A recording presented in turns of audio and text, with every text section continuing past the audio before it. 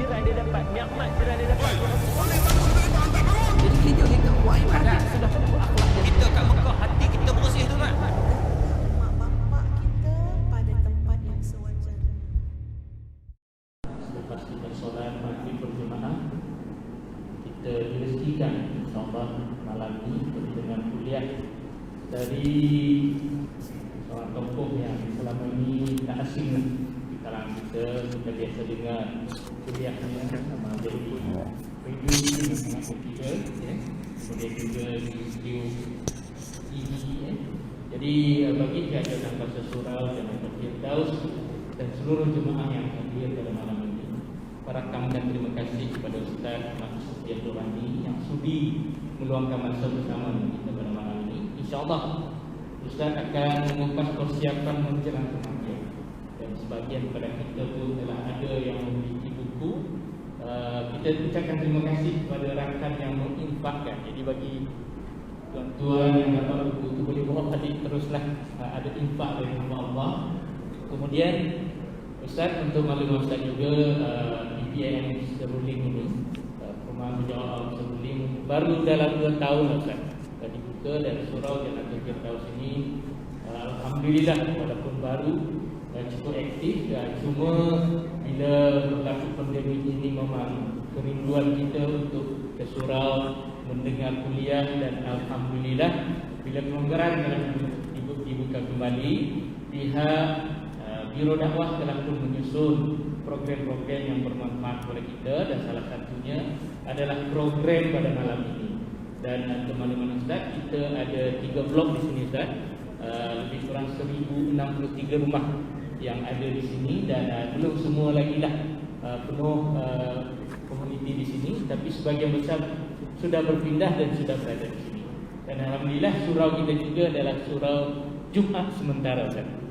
Dan untuk maklumat kita juga, Ustaz ialah sedikit pengenalan.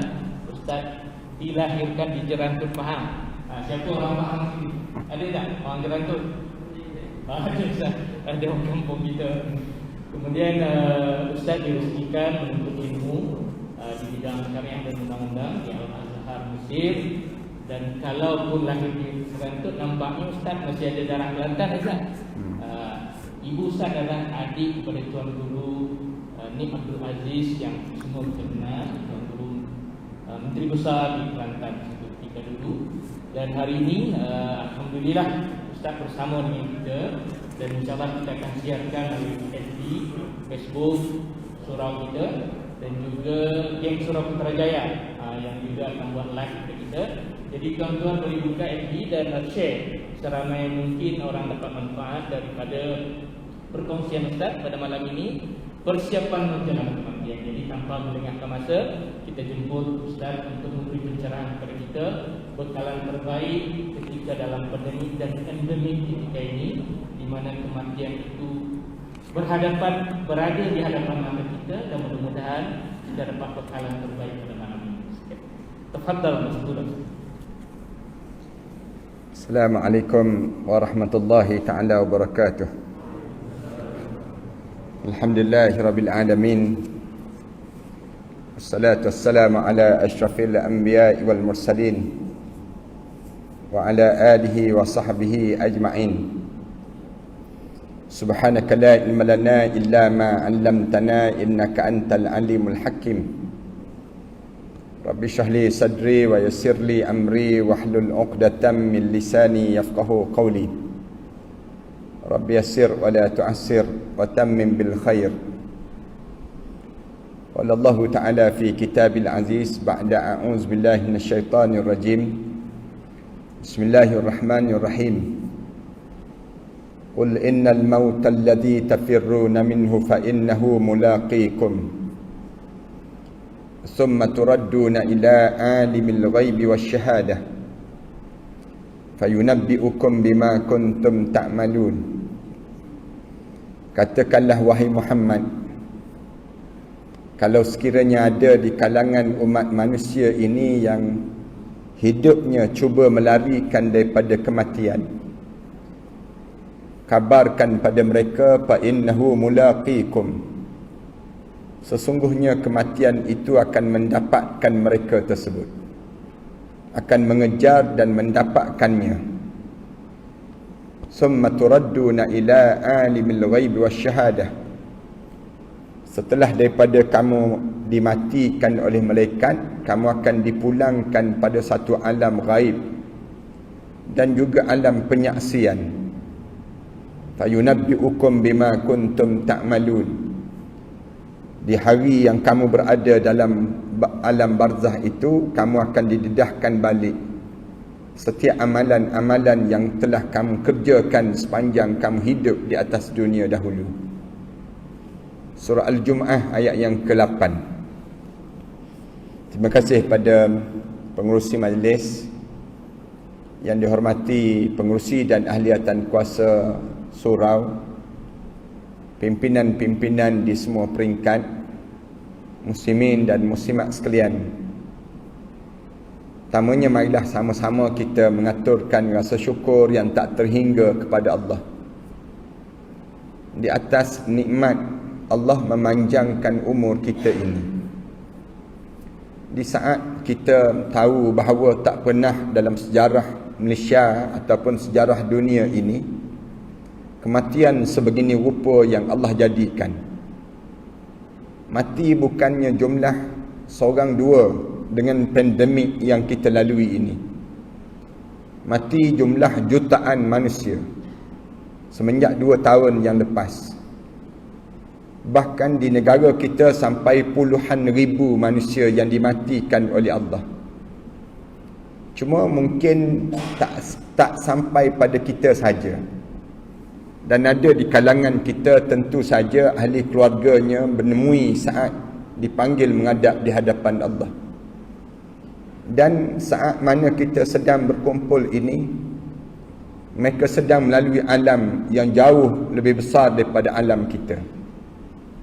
Kita berkumpul di atas dunia lagi, tetapi mereka sedang dikumpulkan di alam yang disebut dengan alam barzah. Yang kita tahu bahawa perjalanan kita pun, walaupun boleh jadi kita ni tidak mati kerana pandemik ini, tetapi hujung sudahnya kita akan mati juga. Kita jangan ingat bahawa kita terselamat daripada kena pandemik ini, lalu kita tak akan mati-mati. Jangan demikian pada diri kita berpandangan. Tapi pandanglah pada diri kita, kita ni suatu hari, walaupun kita tak mati dengan pandemik ini, suatu hari nanti kita akan mati juga, menghadap di hadapan Allah. Dan orang Islam, dia tidak diajar supaya kitanya takut terhadap mati sebagaimana takutnya orang kafir terhadap kematian, orang-orang munafik dengan kematian. Tetapi orang mukmin diajar supaya melihat bukan kita takut terhadap mati tersebut, tetapi bagaimana kita nak hidup lepas pada mati. Yang ni yang kita kena sentiasa bayangkan dalam hidup kita. Jangan kita ingat dengan kita pakai face mask, kita pakai penutup muka, kita buat penjarakan, dengan kita buat macam ni dalam hidup kita, berbagai SOP yang kita lakukan, dengan kita vaksin dan sebagainya, maka kita ni akan terselamat daripada kematian. Jangan kita fikir demikian. Tetapi kita kena berpandangan bahawa mari di saat yang sebegini kita buat persiapan macam mana kita nak hidup malam pertama kita di alam barzah. Baru kita mula fikir macam mana kita nak hidup waktu mana kita dah sebulan di dalam alam barzah tersebut. Macam mana kita nak buat waktu mana kita duduk seorang-seorang dalam kubur, tiba-tiba datang malaikat Munkar dan Nakir memulakan sesi soal jawab pada kita pada saat hari pertama kita diturunkan ke alam barzah. Yang ni mesti ada dalam pemikiran orang Islam saat yang sebegini. Kerana pemikiran ini tidak ada dalam pemikiran orang yang bukan Islam. Orang yang bukan Islam, dia tak fikir tentang bagaimana nak hidup di alam barzah. Macam mana nak suruh kita selamat di alam yang jauh lagi yang akan datang nanti.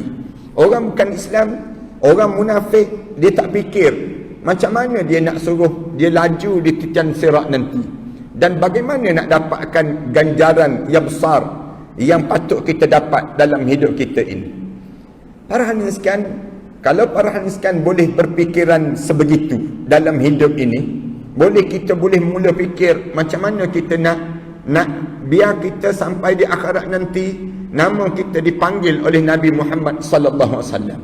Macam mana kita nak suruh waktu mana kita malam pertama kita di dalam kubur nanti, waktu mana orang letakkan jenazah kita dah nampak dah tempat kita dalam syurga Allah. Semua ni menunjukkan kecerdikan hidup.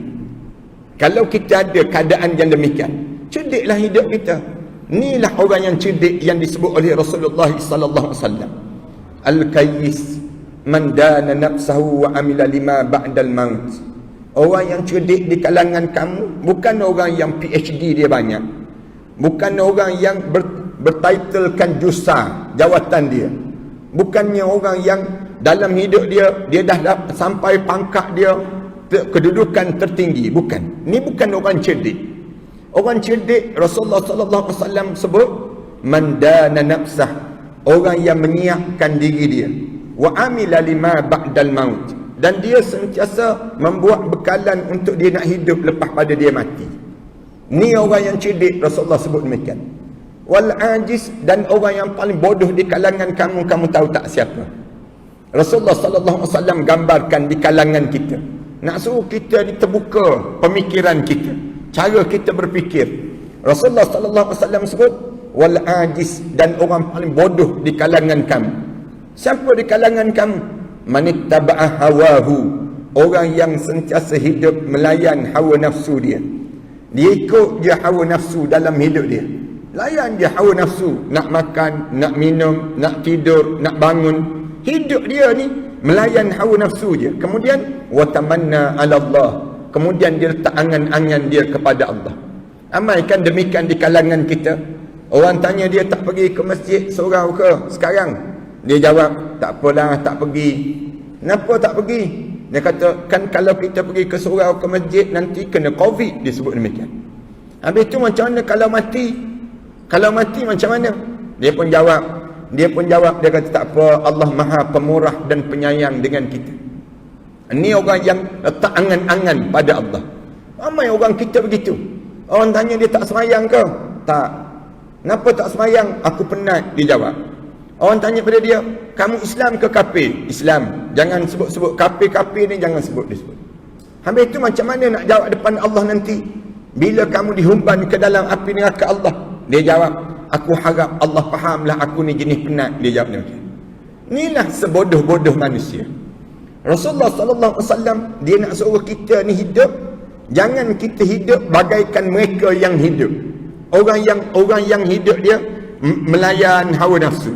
Orang yang hidup mengikut arus dalam hidup dia, tak tahu tu arah tuju dalam hidup. Tetapi kita mesti berfokus. Dalam hidup kita ni kita mula berfokus, tunjuk jalan. Kita nak ke mana sebenarnya? Sebenarnya dalam hidup kita ni kita nak dapat apa dia? Benda apa yang perlu kita dapat sepanjang kita hidup ni?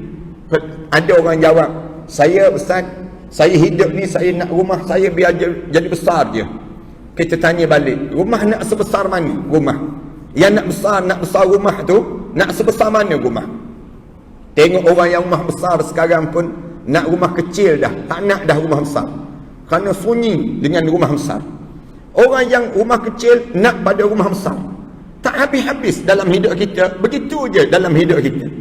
Orang ada setengah jawab, saya hidup, saya nak pangkat besar, saya nak pada keturunan yang hebat, saya nak dalam hidup dia. Tak pun disebut dalam di bibir dia, sepatutnya disebut. Yang disebut apa dia?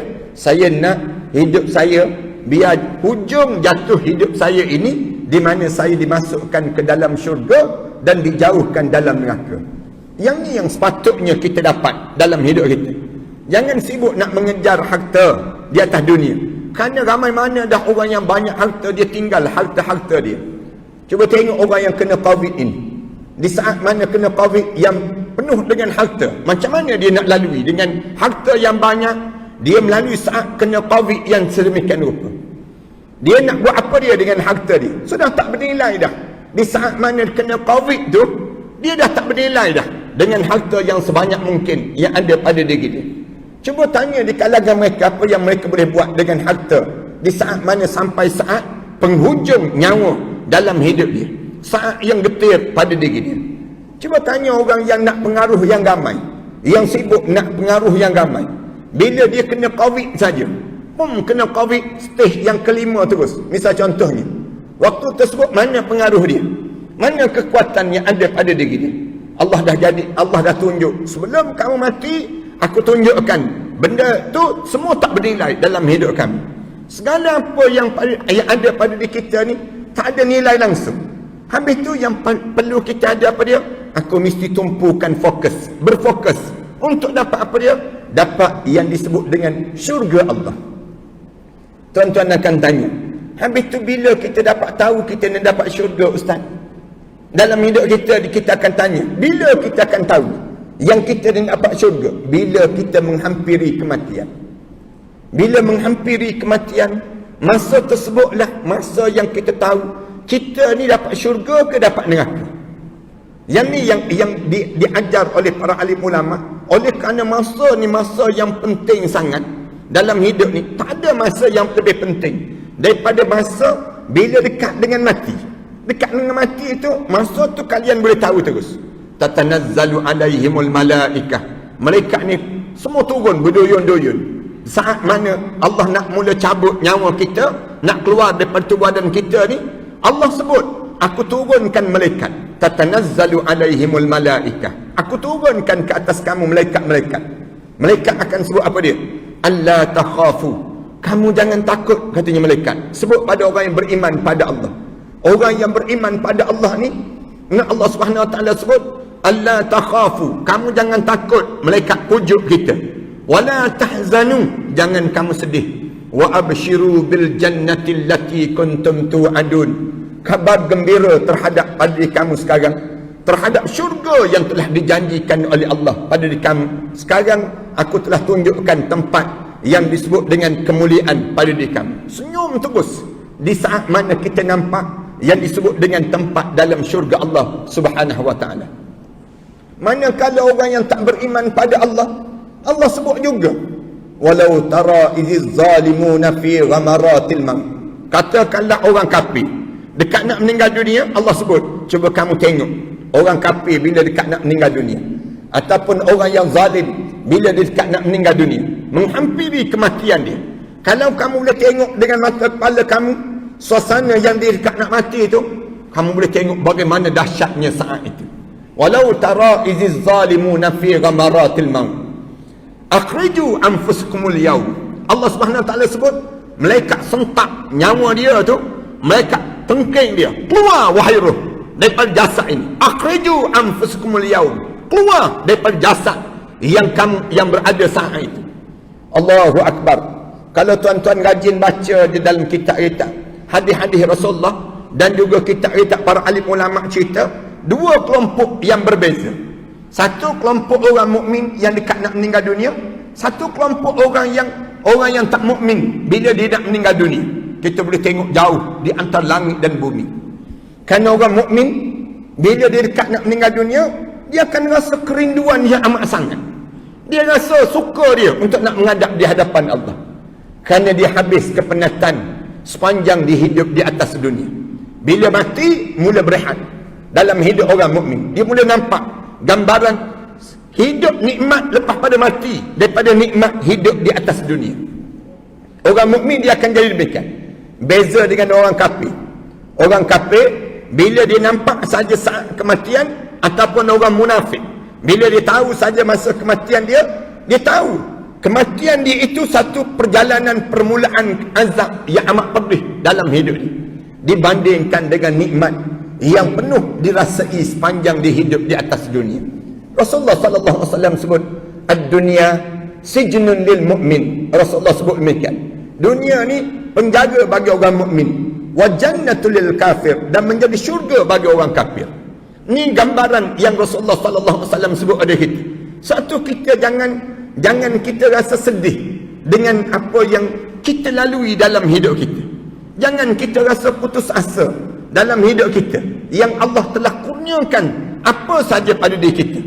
Jangan kita rasa pada diri kita ni rasa ralat. Kenapa si kafir, kenapa si munafik itu Allah bagi kehidupan dia sebegitu bahagia pada pandangan kita. Kita nampak demikian. Tapi sebenarnya di sebalik itu Allah jadikan pada diri kita kepenatan ini untuk kerehatan di sana nanti. Bila kita boleh fokus, terutama menjelang kematian. Kerana masa itu merupakan masa-masa yang paling penting untuk dijaga sangat dalam hidup kita. Lalu saya karanglah kitab ini di kalangan tuan-tuan yang ada ni. Dalam kitab ini ada 3 bab yang besar. Kalau boleh tuan-tuan semua di kalangan kita ni miliki kitab ini, dengan tujuan nak suruh apa dia? Nak suruh bila dekat nak mati kita nak buat apa dia? Macam mana kita nak lakukan pada diri kita supaya jangan sampai dekat mati orang kita jadi dalam kabut. Orang kita dia tak tahu nak buat macam mana ni, nak buat apa dia lagi ni. Ramai di kalangan kita dia biarkan begitu saja. Padahal di saat mana kita nak mati ni, inilah beberapa amalan yang dianjurkan oleh Rasulullah sallallahu alaihi wasallam supaya kita lakukan amalan-amalan ini. Malam ni saya rasa tak sempat nak habiskan semua dalam bab ini. Cuma saya nak sebut dalam kitab ini ada tiga posisi dan 3 bab yang penting. Yang pertama, ketika mana kita masih lagi sihat, tak ada nampak tanda-tanda kita ni nak menghadap depan Allah. Tapi di sana kita perlu untuk bersiap awal-awal dalam hidup kita ni. Bersiap juga, takut kematian mengejut di kalangan kita. Tuan-tuan kena ingat ya, kematian mengejut bagi orang mukmin merupakan rahmat Allah. Mati mengejut rahmat Allah pada orang mukmin.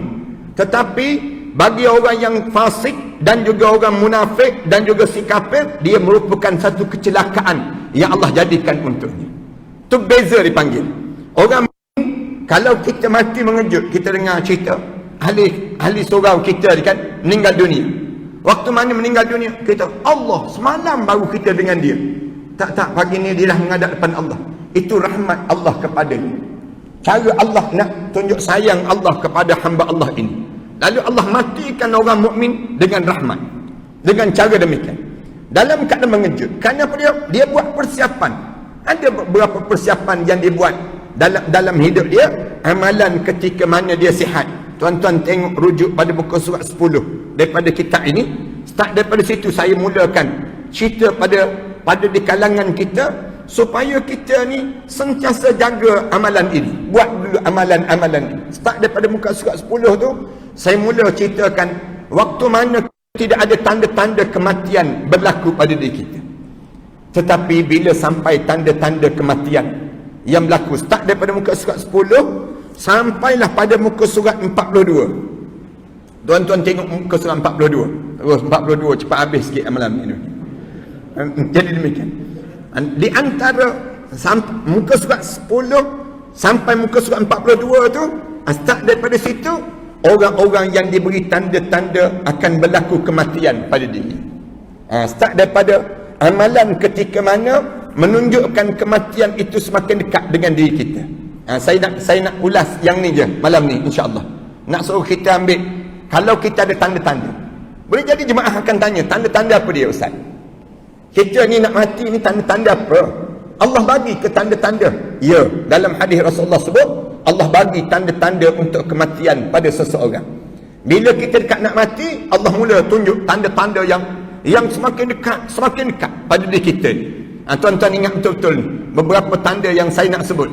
Yang pertama, Rasulullah sallallahu alaihi wasallam sebut tanda kematian pada seseorang. Yang pertama, Allah mula tumbuhkan uban pada seseorang. Tatkala mana kita tengok pada rambut kita ada uban, di janggut kita ada uban, di misai kita ada uban, itu tanda kematian semakin menghampiri pada diri kita. Itu tanda yang awal yang disebut dalam hadis Rasulullah. Rasulullah cerita tentang tanda-tanda demikian.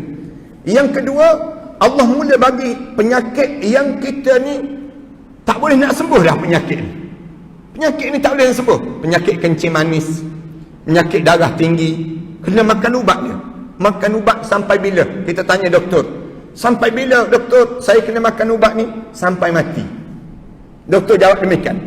Kita jawab balik, habis tu kenapa kena makan ubat? Ya kalau tak makan ubat lagi cepat mati, kata doktor. Doktor sebut demikian. Yang menyebabkan kita bertahan dengan ubat. Kita bertahan dengan ubat. Tapi apakah dengan makan ubat tu kita sembuh? Tak sembuh. Kita tidak akan sembuh lagi penyakit itu. Penyakit kencing manis, kolesterol, misal contohnya. Penyakit-penyakit yang menunjukkan kematian kita ni semakin dekat dalam hidup kita. Allah jadikan demikian. Dan Allah matikan beberapa fungsi-fungsi dalam tubuh badan kita. Allah dah mula luruhkan gigi kita. Allah mati dah fungsi tersebut. Allah mula rasakan kebas-kebas di hujung-hujung kaki kita. Rasa dah pada diri kita ni, di saat mana kita dah mula fungsi mata kita tak terang sebagaimana dahulu lagi. Ini tanda-tanda awal yang saya nak sebut, gambaran keadaan kematian itu akan datang bila-bila masa. Pada saat itu, kalau tuan-tuan dah ada tanda-tanda ini, maknanya tuan-tuan kena bermula muka surat 40 terus pada malam ini. Tuan-tuan jangan bermula lagi pada muka surat 10, kerana tanda-tanda tu dah semakin dekat dalam diri kita. Tanda yang besar lagi, tanda yang menunjukkan kematian kita semakin dekat dalam hidup kita bila umur kita sampai 60 tahun. Siapa yang sampai umur 60 tahun, jangan berangan-angan panjang lagi terhadap dunia. Rasulullah sebut umur 60 tahun, umur confirm mati. Siapa-siapa yang sampai umur 60 tahun, Rasulullah sebut, dalam hadis Rasulullah sebut, a'maru ummati baina 60 wa 70. Umur umat aku, Allah sediakan di antara umur 60 tahun hingga 70 tahun. Umur kita ni berbeza dengan umur umat terdahulu. Umur umat terdahulu semua Allah jadikan panjang-panjang masa mereka hidup. Nabi Nuh AS sampai 950 tahun. Nabi Nuh AS. Kita baca Nabi Adam AS sampai 1000 tahun lebih. Nabi Ibrahim AS disebut dalam kitab Sabilul Idkar wal Idbar, disebut Nabi Ibrahim dia mula akil balik pada usia 120 tahun. 120 tahun baru mula akil balik. Manakala 120 tahun mula akil balik, kita bagaimana panjangnya umur umat terdahulu Allah jadikan. Kita di 120 tahun tinggal batu nisan dah tak kena gaya. Nabi-nabi dahulu Allah jadikan panjang-panjang umur mereka hidup. Manakala umur umat Muhammad, Rasulullah sebut a'maru ummati baina 60 wa 70. Umur umat aku di antara 60 tahun hingga 70 tahun. 60 tahun hingga 70 tahun. Bila masuk umur 60 tahun, tuan-tuan buatkan amalan ini. Tuan-tuan sentiasa buat amalan. Tiap-tiap hari buat amalan ini. Amalan daripada muka surat 40 sampailah pada muka surat yang disebut dengan saya nak sampai pada muka surat 40 sampai muka surat 52. Sampai muka surat 54. Ya. Tu je amalan tuan-tuan. Tuan-tuan jaga yang amalan ini. Sampai muka surat 52 pun boleh, 53 tu pun boleh, 52 pun boleh. Ini di antara amalan. Daripada muka surat 42 sampai pada muka surat 52. Ini amalan yang tuan-tuan, kalau ada tanda-tanda, ada tanda yang besar lagi. Tanda yang menunjukkan kematian kita betul-betul confirm. Mati dah kita. Bila? Hijab mata kita mula dibuka. Bermula daripada hijab mata kita mula dibuka, start daripada kita nampak terus malaikat duyun-duyun turun. Kita tengah bawa kereta, tiba-tiba nampak malaikat mula duduk atas steering kereta kita. Ataupun kita tengah-tengah makan, tengok ada orang lain, seorang lagi dalam tempat hidangan makanan kita, tempat kawasan kita makan. Kita tengah-tengah duduk macam ni, tiba-tiba kita tengok ada, kita je nampak ada seorang makhluk asing yang berbeza daripada yang lain sedang merenung muka kita. Tuan-tuan jangan ingat di kalangan kita ni tak ada malaikat maut ni, jangan ingat. Maksudnya kadang-kadang berlaku benda demikian. Malaikat maut mandar saja tengok orang ni. Berlaku zaman Nabi Sulaiman AS begitu, yang di mana ada seorang yang duduk dalam majlis Nabi Sulaiman AS, ada seorang tu dia gelisah. Dia gelisah. Akhirnya dia datang bisik dengan Nabi Sulaiman AS. Dia sebut, dia kata, boleh tak wahai Nabi Allah Sulaiman, kamu hantar aku tempat jauh. Kenapa Nabi Allah Sulaiman sebut?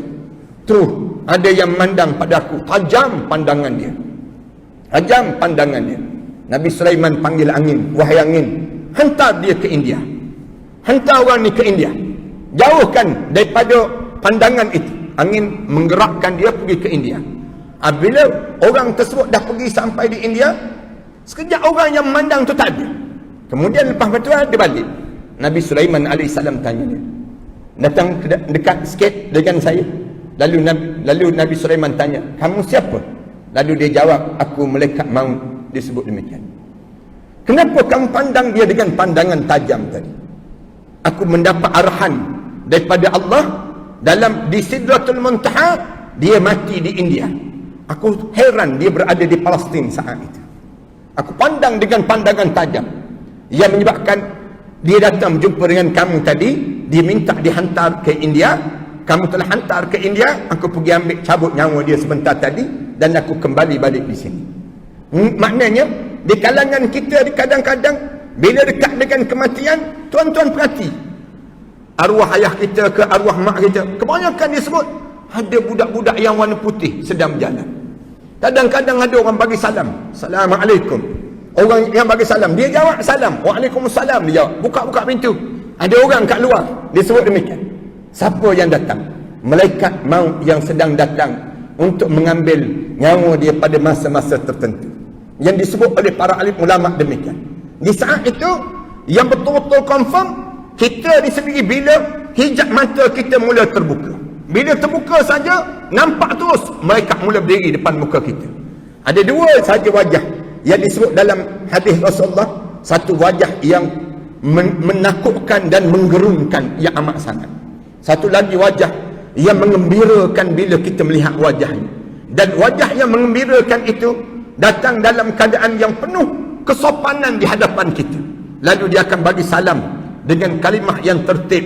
Dia akan sebut, ya ayyatuhan nafsul mutmainnah, irji'i ila rabbiki radiyatan mardiyah, fadkhuli fi ibadi wadkhuli jannati.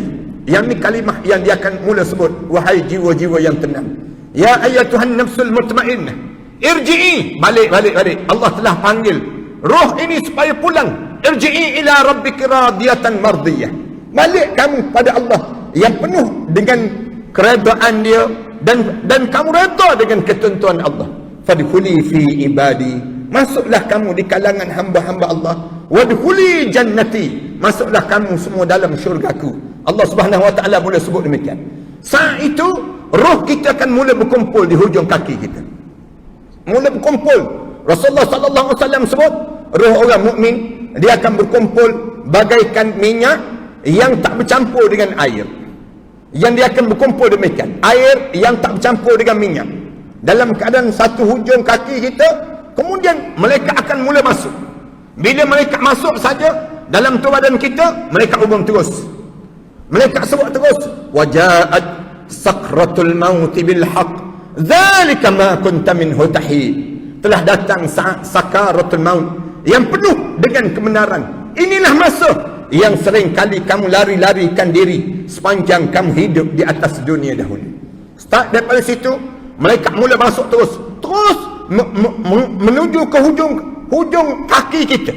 Lalu mula dia rentak, tarik, rasa sakit. Bila tarik daripada hujung kaki kita ni, roh kita sakit seluruh tubuh badan. Tak ada tempat yang tak rasa sakit. Tuan-tuan akan rasa sakit di kuku kita, di bulu-bulu kening kita, di cuping-cuping telinga kita, sakit di tubuh badan kita ni. Sakit, katanya Imam Ghazali, sampai tak tergerak badan. Sakit kita saat sakaratul maut, tak boleh nak sebut. Sakit yang amat sangat, sampai tak terkeluar kalimah nak sebut sakit. Tak boleh nak sebut sakit, hanya kedengaran saat demikian. Saat mana yang kena sakarat, Rasulullah sebut, inna sakaratun azim. Sakarat ini satu benda yang menggemparkan dalam hidup kami. Kalau kamu kena sakarat, kamu tak akan terbayang lagi kamu pernah menikmati nikmat-nikmat yang hidup di atas dunia. Siapa yang kena sakarat? Rasulullah sallallahu alaihi wasallam bila tanya oleh sahabat-sahabat, ya Rasulullah, gambarkan pada kami sakit sakarat ya Rasulullah. Bagaimana kena sakarat itu ya Rasulullah? Rasulullah kata, bagaikan badan kamu dicampak ke pohon yang berduri, melekat di pohon yang berduri, direntak turun ke bawah. Dia tanya lagi Rasulullah, ya Rasulullah, ceritakan pada kami tentang bagaimana sakitnya sakarat. Rasulullah sebut, kamu tanya ibu-ibu yang melahirkan zuriat. Ibu-ibu yang melahirkan zuriat, kala mana dia melahirkan zuriat, dia meneran nak keluar zuriat, berpeluh di atas dahi dia, menggetar tu badan dia, sakit yang amat sangat, sampai pucat lesi tu badan dia, keluar urat-urat di muka dia kerana sakit meneran saat mengeluarkan zuriat ini. Rasulullah kata itu baru satu juzuk daripada 99 juzuk kesakitan kematian. Ada lebih kurang 98 lagi juzuk kesakitan kematian. Tanya lagi Rasulullah, ya Rasulullah, yang paling ringan di kalangan orang mukmin ni bagaimana rasa ya Rasulullah? Rasulullah kata, bagaikan dicincang di tengkuk kami sebanyak 300 libasan mata pedang. Rasulullah sallallahu alaihi wasallam sebut demikian.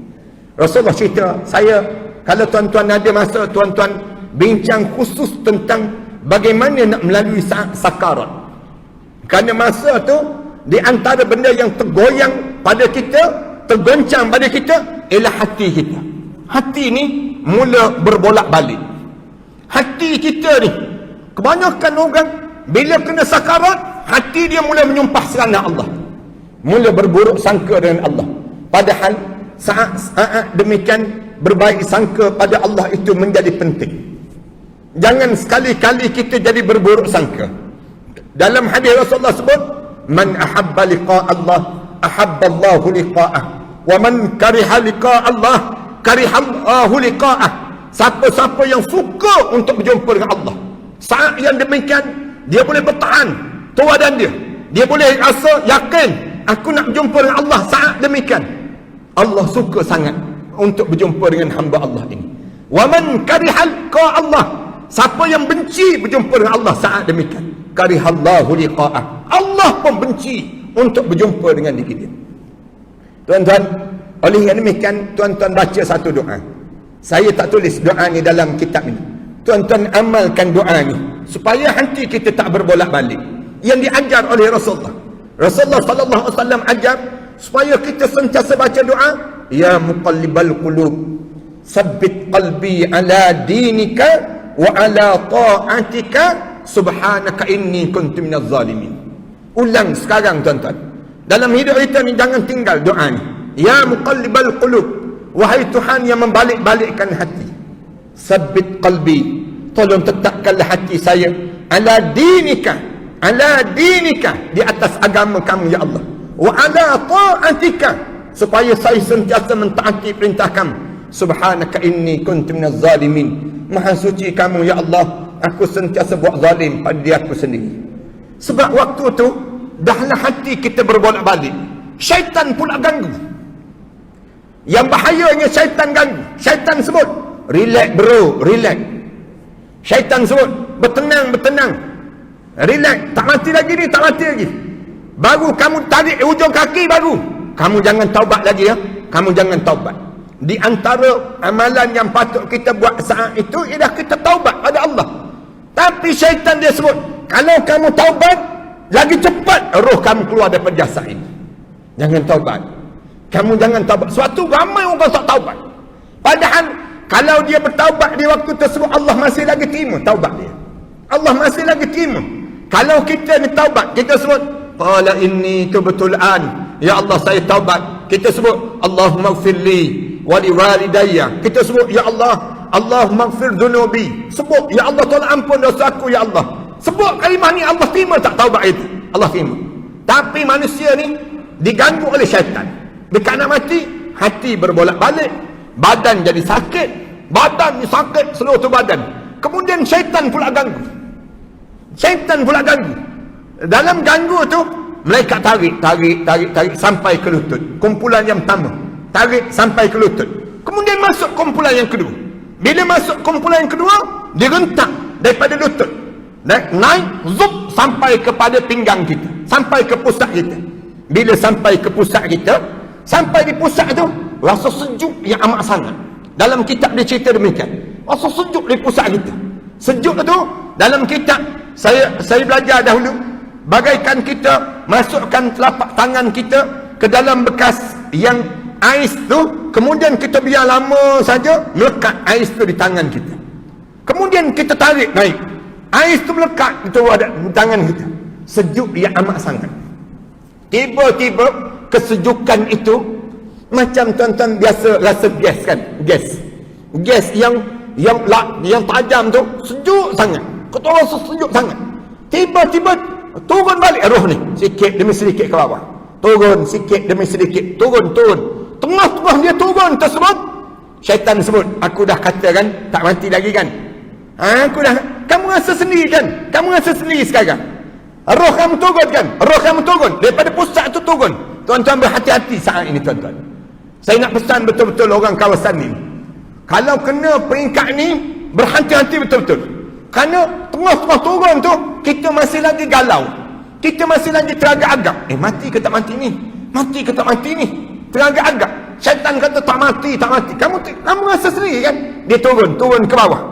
Bila turun tu, dia turun balik ke bawah tu, bawah pada kemaluan kita, tiba-tiba masuk kumpulan yang tiga, pegang roh kita kat bawah tu, zup naik sampai digentak, sampai di halkum terus, sampai di halkum.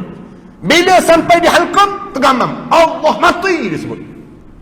Mati itu terkeluar daripada mulut masing-masing sebut, qala inni tubtul an, aku taubat sekarang ya Allah. Ni Allah rakam dalam Al-Quran. Allah kita perangai manusia bila pop daripada bawah tu zup naik sampai di halqum, dia mulut dia sebut qala inni tubtul an, aku taubat ya Allah, aku taubat ya Allah disebut.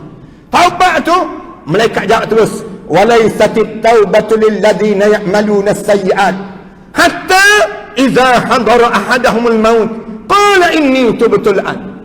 Tidak dianggap taubat orang yang roh dia ditarik hatta idza hadara ahadahumul maut, ketika salah seorang di kalangan kamu sampai saat mati, zup sampai di halqum tu, mulut dia sebut qala inni tubtul an, aku taubat sekarang ya Allah. Mereka sebut terus, kalla, jangan begitu hidup ni. Hidup ni jangan tak berfokus. Tolong fokus. Hidup ni jangan kamu ni lara, kamu ni hanyut, jangan. Kalla idza balagatit taraqi, ketika mana roh kamu ditarik sampai di halqum, wa qila man raq, siapa yang boleh turunkan balik roh kamu sekarang? Kamu ustaz kan? Kamu turun balik ustaz roh kamu. Kamu yang berhormat kan? Kamu turun sekarang wahai yang berhormat. Kamu raja kan? Kamu turun sekarang. Kamu doktor kan? Kamu turun sekarang. Malaikat cabar, turun roh kamu sekarang. Wa qila man raq wa dhanna annahu al-firaq, perasan dia mati dah, aku mati. Mati itu wal taffatis saqu bis-saq. Allah cerita mata tu terbeliak, pandang kanan, pandang kiri, Allah habis aku tu keluar roh ni daripada mata masing-masing, keluar menuju perjalanan kepada alam barzakh yang panjang. Saya tak sempat nak cerita pada malam yang baik ini. Walaupun sekalipun saya nak sebutnya pada para hadirin sekalian, cuba buat amalan ini yang disusun, yang disebut oleh Rasulullah sallallahu alaihi wasallam, amalan penyelamat. Paling-paling tidak pada diri kitanya, jaga yang pertamanya, lazimkan dalam diri kita ni sebut la ilaha illa anta subhanaka inni kuntu minaz zalimin sebanyak 40 kali sehari. Tolonglah bagi tahu pada mak dan ayah kalian, ibu mertua, ayah mertua kalian. Kalian sebutlah bila ayah mertua, ibu mertua kita ni dah berusia 40-60 tahun ke atas dah. Ayah, sebutlah kalimah ni. Mak, tiap-tiap hari sebut kalimah ni. La ilaha illa anta subhanaka inni kuntu minaz zalimin. Amalan yang wajib dibuat setiap hari. Buatlah. Jangan tak buat amalan ini. Yang kedua, perbanyakkan selawat pada Rasulullah sallallahu alaihi wasallam. Nanti kita akan sebut kenapa. Kenapa kena buat 40 kali ni? Sebab Rasulullah sebut, siapa yang disebut la ilaha illa anta, waktu mana roh dia di hujung kaki tu, roh dia di hujung kaki tu, mulut dia sebut la ilaha illa anta subhanaka inni kuntu minaz zalimin. Dia sempat sebut lagi. Dia mati hari tersebut, confirm mati ahli syuhada, orang yang mati syahid di jalan Allah SWT. Pahala dia bagaikan pahala orang mati syahid di jalan Allah. Yang Allah jadikan kelebihan yang diulang sebanyak 40 kali tadi. Itu yang pertama. Yang kedua, selawat pada Rasulullah. Ulang selawat. Sentiasa sebut Allahumma salli ala Muhammad wa ala ali Muhammad. Saya cadangkan pada setiap ayah dan ibu ataupun siapa yang mula dia melalui perjalanan untuk saat dekat dengan kematian ni, dia ulang selawat pada Rasulullah sebanyak 1000 kali sehari. 1000 kali. Kerana sekejap lagi dia akan menemui Rasulullah. Sekejap je lagi. Oleh kerana sekejap lagi dia akan menemui Rasulullah, perbanyakkan kalimah ini supaya dia boleh sebut. Bila mereka tanya soalan kedua sekejap lagi, wa ma nabiyuka man hadar rajul, siapa lelaki ini dalam hidup kamu? Dia boleh jawab, hadza nabiyana Muhammad sallallahu alaihi wasallam. Dia jawab terus, dan syafaat Rasulullah dijamin ke atas mereka yang sentiasa berselawat pada Rasulullah sallallahu alaihi wasallam. Dua. Yang ketiga, perbanyakkan membaca surah Al-Ikhlas. Dah mula dah kita ni rasa mati dah aku ni. Mati dah. Aku ni tak lama dah dalam hidup aku ni. Lalu ulang dan ulang. Baca apa dia? Surah Al-Ikhlas. Qul huwallahu ahad, Allahus samad, lam yalid wa lam yulad wa lam yakul lahu kufuwan ahad. Kenapa surah Al-Ikhlas? Tuan-tuan akan tanya. Kerana kita nak kembalikan balik diri kita ni hanya meyakini hidup ini dengan Islam. Tuan-tuan tanggalkan saat mana tuan-tuan baca Qul huwallahu ahad, Qul a'udzu binnas, Qul huwallah, kita ulang Qul huwallah ni, kita tanggalkan liberalis, pahaman liberalis dalam pemikiran kita. Tanggalkan Qul huwallahu ahad ni, pahaman nasionalis dalam pemikiran kita. Pahaman apa dia? Pahaman yang disebut dengan sekularis. Segala ism yang dicipta oleh manusia kita tolak. Aku hanya terima Islam dalam hidup aku.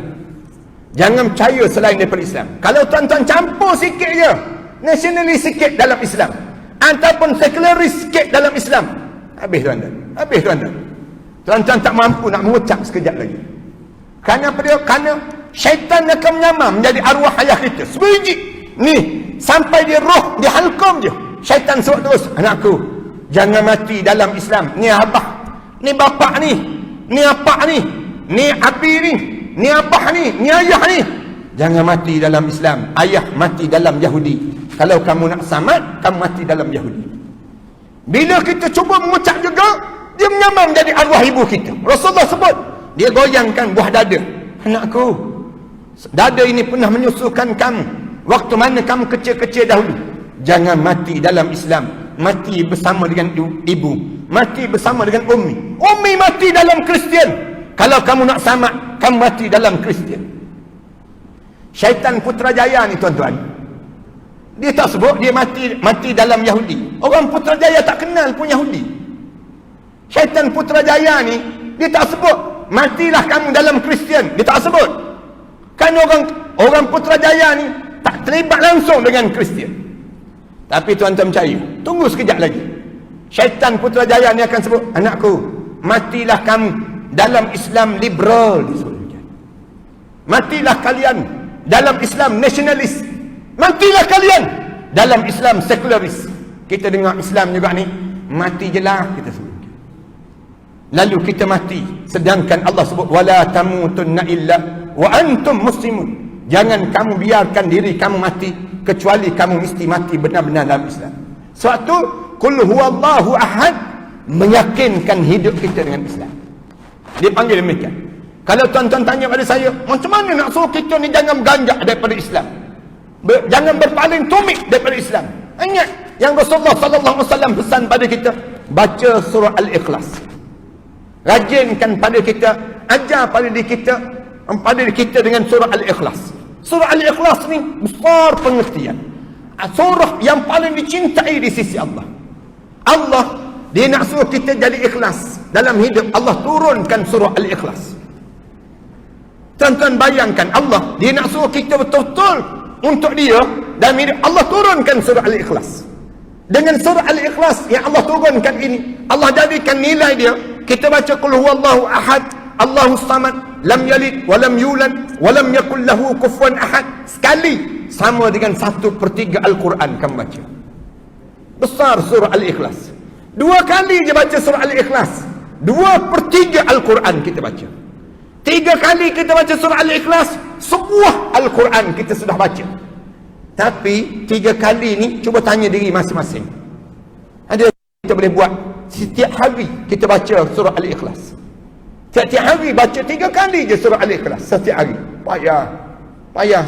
Saya mengaku diri saya sendiri, kadang-kadang kita terlepas nak baca surah Al-Ikhlas. Sahabat-sahabat bila dia salat baca surah Al-Ikhlas. Sampai ada seorang sahabat mengadu ada Rasulullah. Dia pergi perang, panglima perang dia ni kalau semayang je baca surah Al-Ikhlas. Kalau semayang je baca surah Al-Ikhlas. Baca qul huwallahu ahad. Dia pun balik daripada perang mengadu ada Rasulullah. Ya Rasulullah, kamu tolonglah hantar panglima perang lain. Kenapa? Panglima perang ni kalau semayang dengan dia mesti dia baca surah Al-Ikhlas.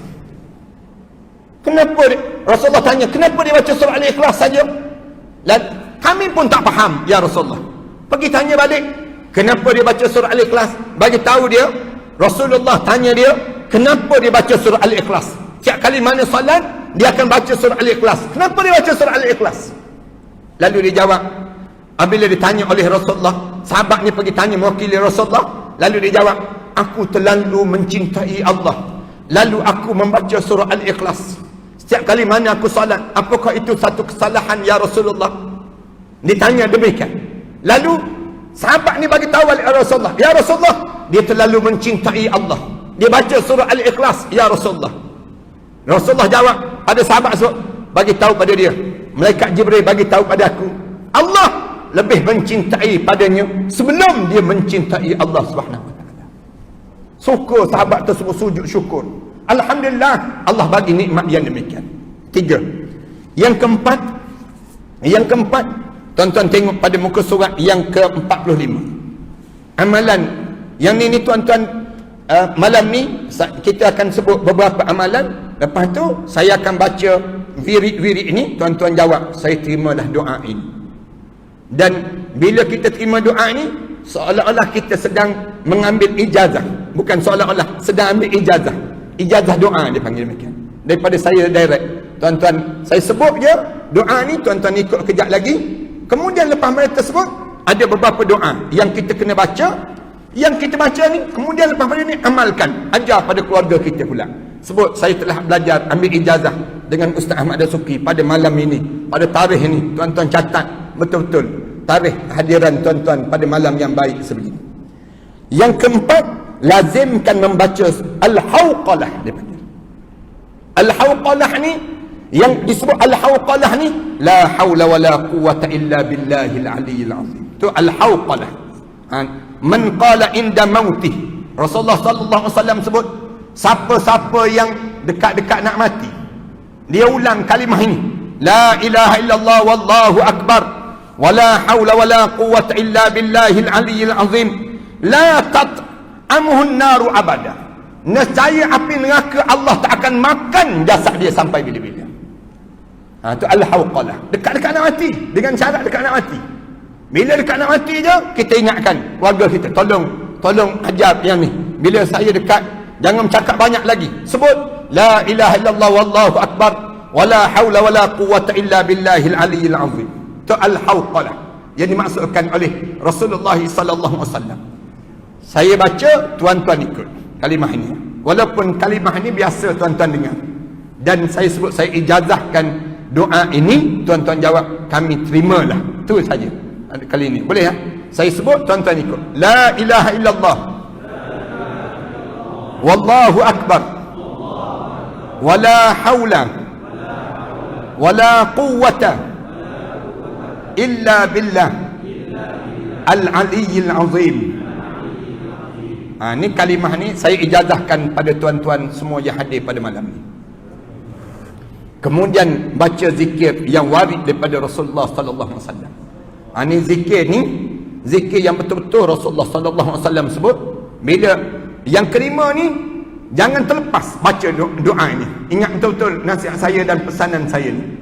Di antara bila dekat nak meninggal dunia, baca yang ni.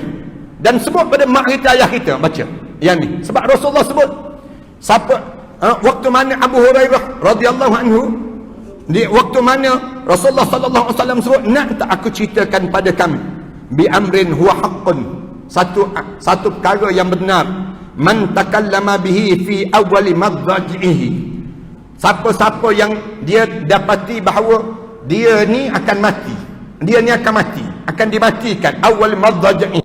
Waktu mana doktor kata, kami nak tidurkan tuan, kami nak tidur dah tuan, dengan tiduran ini kami tak ada jaminan tuan boleh hidup balik ataupun tidak.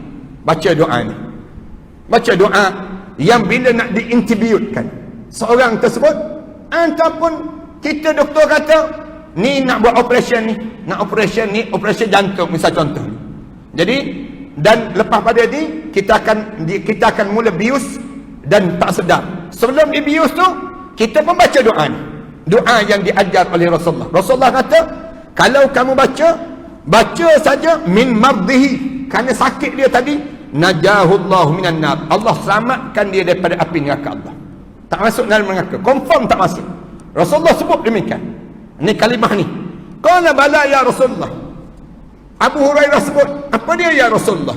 Lalu Rasulullah pun ajar pada Abu Hurairah. Abu Hurairah ajar sahabat-sahabat. Sampailah pada guru saya waktu mana saya belajar di Mesir dahulu. Saya belajar di Mesir, guru saya kata, kamu baca sebagaimana aku baca, kamu ikut, kata guru saya. Kemudian kami ikut ramai-ramai. Lepas pada ikut dia bacaan doa ni, zikir ni, dia kata aku ijazahkan doa ini pada semua yang hadir pada kali ini.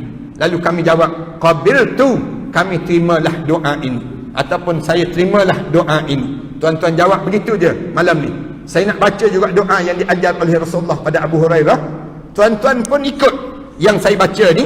Kemudian lepas pada itu saya sebut, saya ijazahkanlah doa ini pada semua jemaah yang hadir. Jemaah jawab, kami terimalah doa ini. Boleh tak?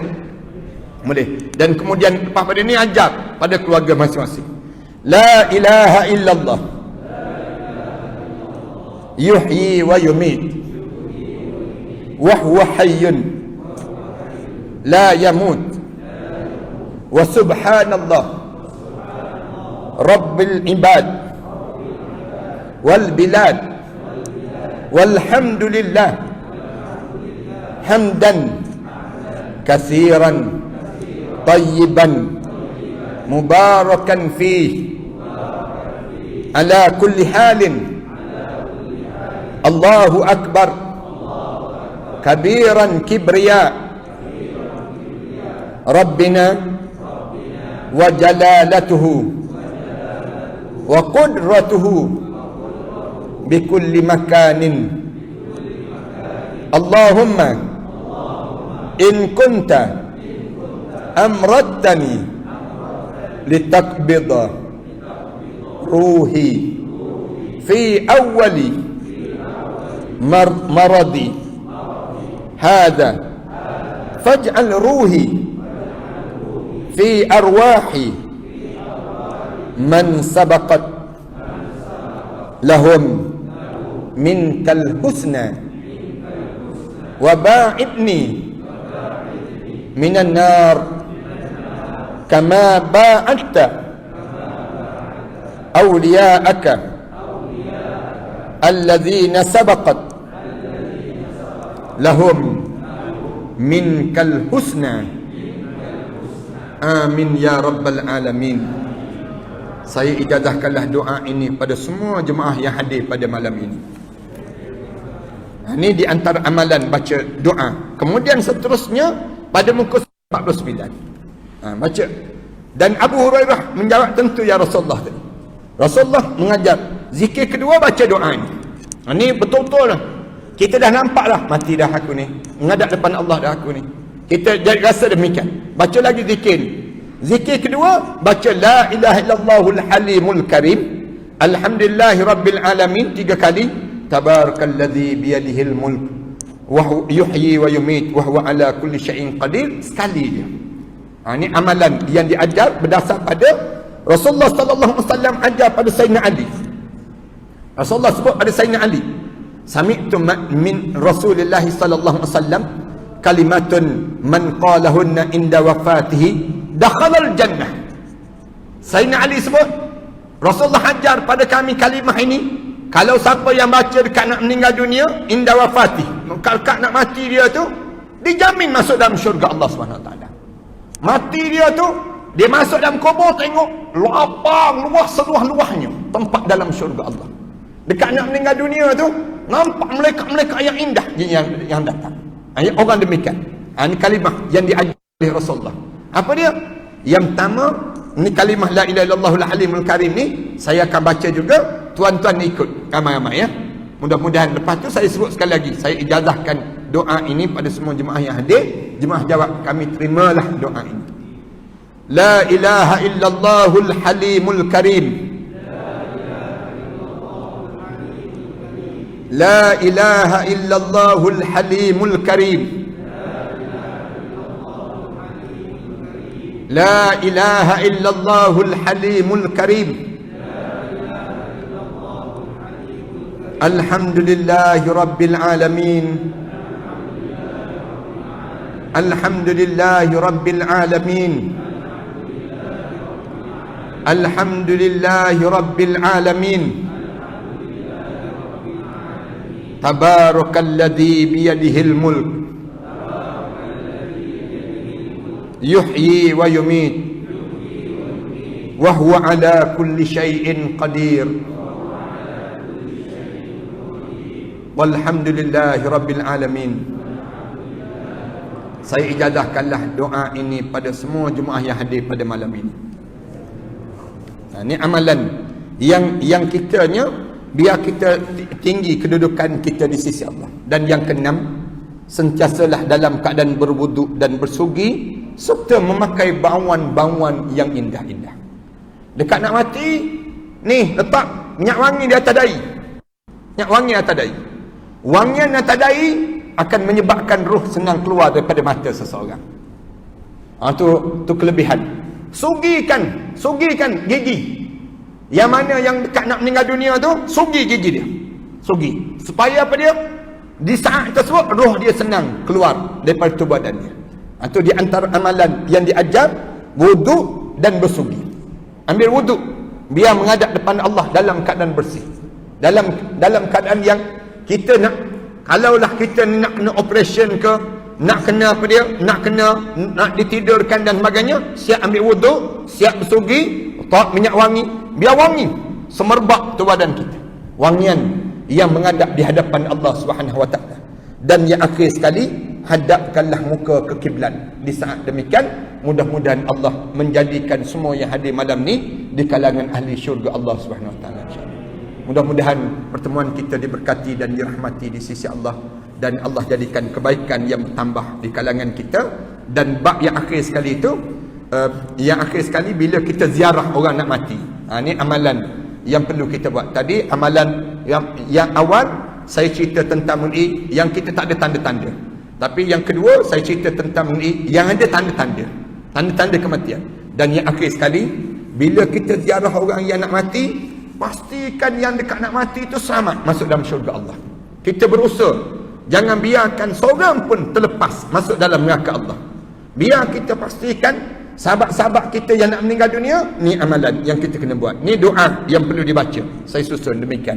Malam ni tak sempat nak habiskan demikian. Cukuplah untuk amalan ni pun. Yang amalan yang saya sebut tadi pun tak ingat-ingat dah lepas pada ni. Jadi demikian. Jadi nak ingatkan balik, kecuali masing-masing sentiasa mulazamah, berterusan buat amalan ini. Hadiah kitab-kitab macam ni pada mak kita, ayah kita, berbalik penting sangat saya nak sebut, supaya kita dapat manfaat daripada nampak buku kecil tapi manfaat dia besar. Ya Allah jadikan mudah-mudahan nilai dia nilai syurga yang payah untuk nak dibayangkan pada diri kita ini sendiri. Terima kasih pada para penyumbang yang telah menyumbang sumbangan ini. Moga Allah tambahkan pahala-pahala dan Allah memberi ganjaran husnul khatimah para penyumbang yang telah menyumbang ini. Dan dalam masa yang sama, tuan-tuan nak dapatkan kitab-kitab ni ada kat belakang. Saya karang lagi kitab, jadikanlah kematian kamu husnul khatimah. Macam mana nak jadikan mati kita biar jadi husnul khatimah. Saya karang kitab, bawalah keluarga kamu ke syurga. lamarlah keluargamu ke syurga. Saya karang kitab ni, dan saya karang kitab dari hati untuk hati. Saya karang dalam kitab suntikan jiwa di bulan Ramadan, himpunan tazkirah. Saya karang beberapa buah kitab yang banyak. Tuan-tuan, kalau tuan-tuan ada kesempatan, tuan-tuan boleh dapatkan kat belakang nantilah, insya-Allah. Mudah-mudahan semua kitab-kitab tadi menjadi manfaat dalam perjalanan hidup kita yang mendatang nanti, insya-Allah. Termasuk saya cerita tentang malam pertama di barzakh, macam mana. Kemudian ada yang belajar kitab-kitab tersebut. Tuan-tuan boleh buat kuliah je. Lepas maghrib, tuan-tuan baca kitab-kitab sebegini. Kemudian saya sirikan malam pertama khabar daripada barzakh. Kemudian saya cerita tentang barzakh ni 4 kitab yang saya karang. Tuan-tuan, kalau tuan-tuan ada masa, tuan-tuan belajar. Saya cerita tentang syurga, saya cerita tentang neraka. Mudah-mudahan Allah jadikan kebaikan pada kita dengan amalan-amalan yang demikian, insya-Allah. Saya karang kitab ni kerana saya bangunkan Ma'had Hafiz. Tuan-tuan pun tahu. Belakang nanti tuan-tuan ambil lah template Ma'had Hafiz saya ni. Saya sedang bangunkan masjid di Kuala Terengganu, kemudian di Pulau Langkawi. Kemudian saya sedang bangunkan anak-anak tahfiz. Saya ambil anak-anak yatim, orang miskin. Pelajar-pelajar ni ada lebih kurang 1000 lebih pelajar yang menghafal Quran. Alhamdulillah, pelajar-pelajar yang terbaru baru ni, pelajar perempuan, dia mampu dapat syahadah baru je. Dia selama sehari dia habiskan 30 juzuk hafalan dia. Dua je kesalahan dia. Dia baca dari bermula lepas subuh pukul 6.30 pagi sampai pukul 9.30 malam. Habis 30 juzuk Al-Quran. Dalam kepala je cair ayat-ayat Quran Karim. Ada yang menghafal Quran. Anak-anak yatim ni Allah bagi kelebihan pada dia. Walaupun ayah dia tak ada, tapi dia ni semangat yang kuat. Jiwa-jiwa mereka tersebut. Ada yang menghafal setahun 2 bulan habis 30 juzuk Al-Quran Karim. Dalam hafalan-hafalan mereka. Ada seorang pelajar di Shah Alam, saya buat di Kelantan, saya buat juga di Pahang, saya buat juga di Shah Alam, saya bangunkan di Pulau Langkawi, kemudian saya bangunkan juga di Kuala Terengganu, lebih kurang 5 buah sekolah. Di Shah Alam tu ada seorang anak-anak yang susah sebut, bulan pertama dia menghafal 7 juzuk Al-Quran Karim. Sebulan 7 juzuk. Kemudian bulan kedua 21 juzuk. Bulan ketiga habis 30 juzuk Al-Quran Karim. 3 bulan habis 30 juzuk. Kita 30 tahun inna a'tayna lagi kita. Nak sebutnya tu pun tak jumpa hujung. Nak sebutnya gambaran bagaimana kita ni. Habis kekuatan. Alhamdulillah, saya rasa bangga sangat dengan keriuhan anak-anak ini. Daripada tajaan masyarakat kita lah, orang ramai kita ni. Dah lebih kurang 12 tahun dah saya bangunkan Ma'had Hafiz ni. Alhamdulillah, dengan jumlah yang semakin ramai yang menghafal Quran, Allah bagi sinaran kebahagiaan dalam hidup kita, insya-Allah pada yang akan datang. Auzubillahi minasyaitanirrajim. Bismillahirrahmanirrahim. Alhamdulillahirabbil alamin.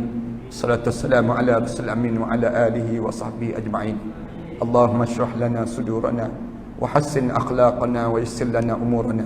Allahumma inna na'udzubika min ilmin la yanfa' wa min qalbin la yakhsha wa min nafsin la tashba' wa min du'a'in la yusma'. Rabbana atina fid dunya hasanah wa fil akhirati hasanah wa qina adzaban nar.